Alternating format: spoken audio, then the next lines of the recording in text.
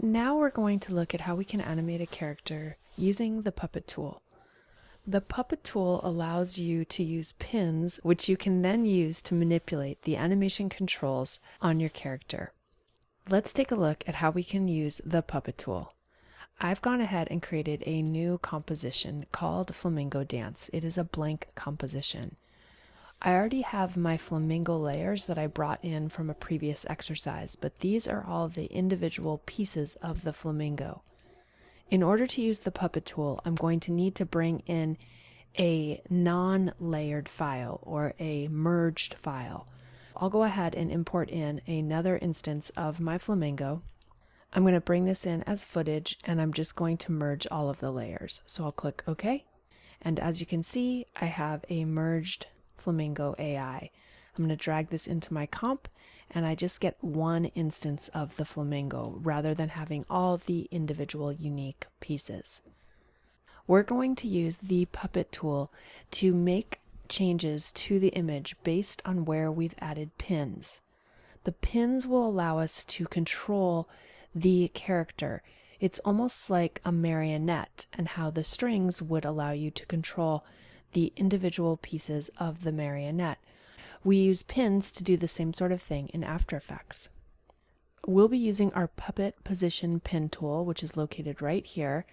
And in order to initiate the use of the puppet tool, we need to lay down pins. The shape of the image is going to change depending on where you place the pins. It's important to consider carefully where you want to have unique controls on your character. I'm going to add a pin to the head, and as soon as I do so, you can see that this mesh is overlaid on top of my character. The mesh is being shown because I have show on. You can toggle that on and off. I'll place a point at my head. I'm going to place a point in the middle of the neck and right down here at the base of the neck. Then we'll place a point on our body, and then we're going to place points at our hip, knee, and ankle. And I'll do the same thing on the other leg, hip, knee, and ankle. You can see as I lay down more points, the mesh is going to increase along my character. Once we have these pins in place, we can select the pins and grab them. And you can see that we are able to deform our character in this sort of way. Now, because my initial character has these legs crossing, when I go and manipulate these mesh points, you can see how my character is going to get a little bit wonky. So ultimately, on this particular character, I want to be able to kind of make it dance. I don't want the bent leg. Because that was originally part of my original shape, I need to change that. So what I'll do is I'll go ahead and I'll just delete the merged version of the flamingo. And what I'm going to do is I'm going to import in an instance of the flamingo where the legs are not crossed over initially. I'll re-import in my flamingo. This time, if we look at the artwork for the flamingo, the legs are no longer crossed. For this particular animation, this is going to be much easier for us to control. So once again, I'll use the puppet tool and I'll lay down the mesh points. I'm going to place them in similar areas that we had before. Now, if I want to manipulate any of these shapes, you can see that they would still cross over, but since they are not initially intersecting, they aren't going to have the same sort of effect on top of each other, which is definitely what we want to use for this particular example. I just wanted to show you what would happen if your artwork was set up where you had items that potentially were intersecting with other elements. Then the puppet tool might not work in the way that you would want it to. As you can see, when we use the puppet tool, we have these points and we can really bend and deform our shape in ways that would be much more difficult to do with traditional keyframing. If we take a look in our layer, we have a sublayer called Effects. The puppet tool comes in as an effect, and you can see that we have some things that we can keyframe. The thing that I want you to look at is the mesh And under the mesh, we have the deform. This is going to contain all of our puppet pins. It's a good idea when you are using the puppet tool to name your pins. This will help you to understand which pins are at which location, because obviously the name puppet pin number is not very descriptive. So I like to take time to go in and name all of my layers. Now when I go ahead and create my animation, I'll be able to easily identify the different pins that I have. It is worth mentioning that if you select any of the pins, they will become highlighted in your composition. Now that we have the pins in place, we can simply move our playback head out in time, and you can see that we automatically got keyframes when we made the initial pins, but now I can move my playback head out in time, and if we grab any of these items, I can go ahead and I can augment my character a little bit and change the way the character looks. Now, the pins might not always work in the way that you want. Like if I am bending this leg, I don't get a nice sharp bend like we did when we created traditional animation. It will allow us to morph the shape and deform it into this particular instance, but we won't have the same sort of control. You do have sub puppet tools though, and if we come into these other tools, this can help us to modify the character and allow us to make changes in the way that we might want. The default tool is the Puppet Position Pin tool. This allows us to create our initial pin on our character and choose where the joints will be created. When you're trying to animate a character that has traditional hands and legs, it's recommended that you place the pins in standard areas like elbows, knees, ankles, wrists, things like that. Areas where it's prone to motion. Now let's look at some of the different types of puppet tools that we have. So far we've been working with the Puppet Position Pin tool, which allows us to control the position attributes. As you can see, if we open any of the puppet pins, you can see that we're able to control position both in X and Y. If you hold down on the puppet tool, you'll see that you have different types of pins. These will allow you to further control the element. So let's talk about some of the other types of puppet pins. The first one is going to be the Starch Pin tool. When you use the Starch Pin tool, it's going to give you pins that determine which part of an area stay rigid and are not distorted as much. So before we actually add our starch pin, if we go back to the position, and if I click on this ankle and I rotate this ankle, you can see how I'm really getting a lot of bend in this shin portion. So I'll just do undo.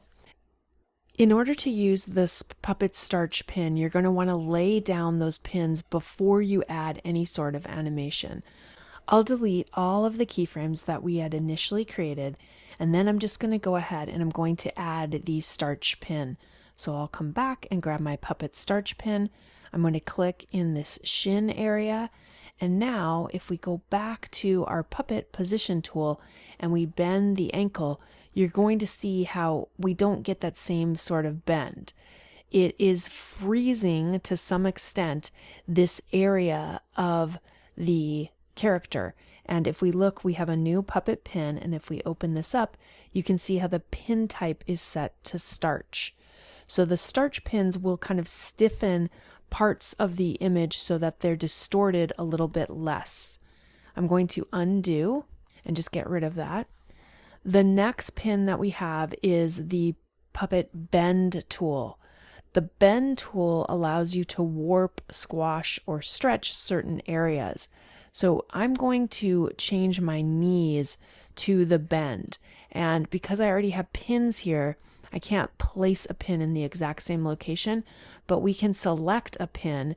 And if we go into our front knee and open this up, you can see that this pin type is set to position. If we change this to bend, it will change this to a bend, and we get a different icon that is going to appear around that particular pin point. We can no longer move the particular pin. All we can do is we can rotate the pin by clicking the outer part of the circle and rotating, or we can grab this square at the top, and this will allow us to scale. If we stretch in and make the dotted lines inside the circle, we're pinching that element together or scaling it down. If we grab this square and we drag out, we're scaling up. So now you can see how I've made the knee joint a lot bigger.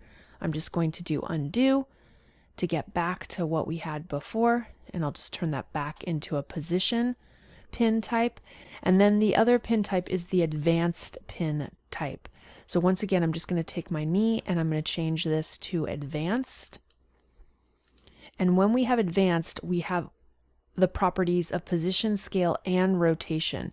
So once again, we get this green circle, but now we can move, we can rotate, and we can scale. So that's going to give you access to all three of those properties. So depending on what you want to do with your character, you may need to use these different pin types, and you can always change the pin type in the timeline.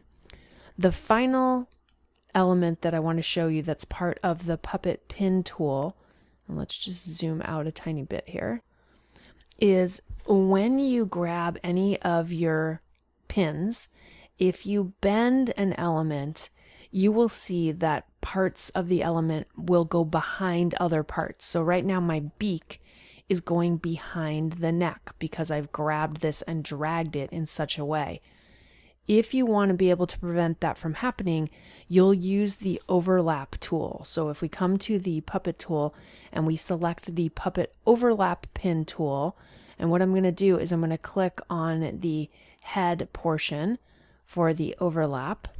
And we have some options here. So we have the extent of the overlap. If we increase this, it's going to increase the area that's going to be controlled. And you can see how it puts this white overlay. If I just want to control the head, I'm going to reduce this down, but it needs to be a little bigger than what it was previously.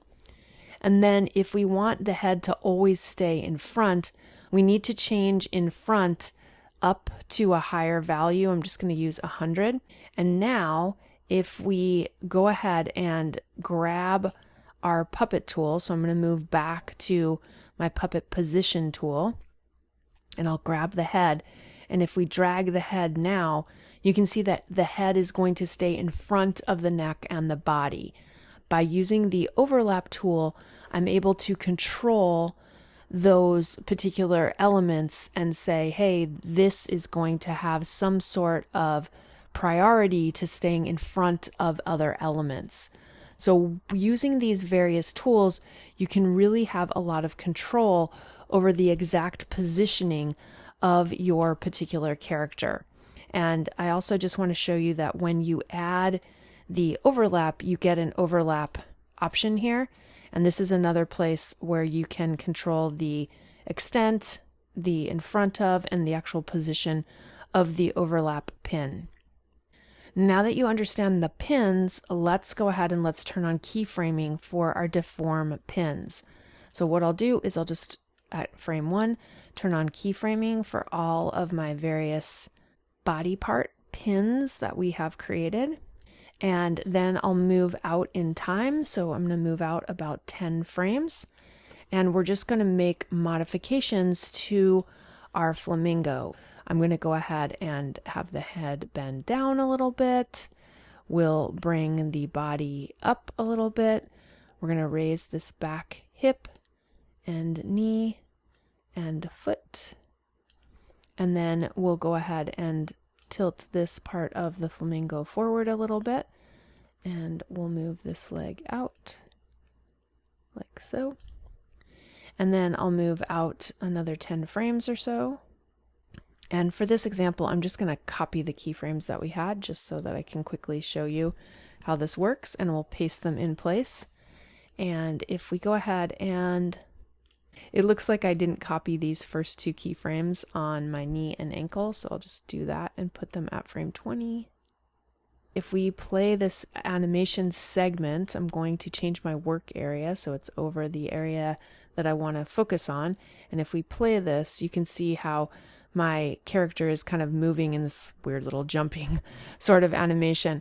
But using the puppet tools, we're able to really create a lot more sophistication in our animation, and we have a lot more precise control over these particular elements. And we can always go back and add more pins. Like I might decide I want the flamingo to wag its tail a little bit up and down. So if I create a pin right there and we come up here and we just do like a little lift, and then we come to the final keyframe and we bring this back down again.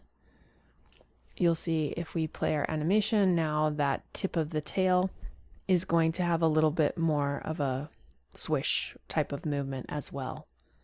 So hopefully this gives you some ideas of how you can use the basic puppet tools. We'll be diving in a little bit deeper and looking at other ways that we can use the puppet tools to create character animation.